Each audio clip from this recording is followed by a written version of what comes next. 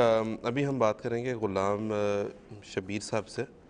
ہمارے نان احمدی دوست پاکستان سے ٹیلی فون لائن پر ہیں. جی غلام شبیر صاحب، السلام علیکم ورحمۃ اللہ.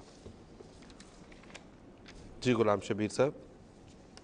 سوال یہ تھا کہ یہ جو عورتوں کے متعلق بات چیت ہو رہی ہے نا، تو زانی مرد اور زانی عورت جو شادی شدہ ہیں اگر وہ زنا کریں، مثلا شادی شدہ مرد ہو یا شادی شدہ عورت اگر زنا کریں تو اس کے لیے جو سزا معین ہوئی ہے قرآن مجید میں، جو احکام آیا ہے، جو حکم آیا ہے، وہ آیت شریف جو ہے وہ یا وہ صورت جو ہے وہ کون سی ہے؟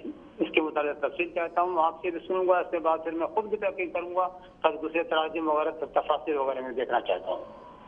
اچھا جی ٹھیک ہے. سورہ نور میں وہ ساری آیات ہیں، بلکہ شروع ہی سورہ نور اسی سے ہوتی ہے کہ الزانی والزانیۃ والزانی، آگے پھر ان کے سارے احکام بیان ہوئے. جی ٹھیک ہے.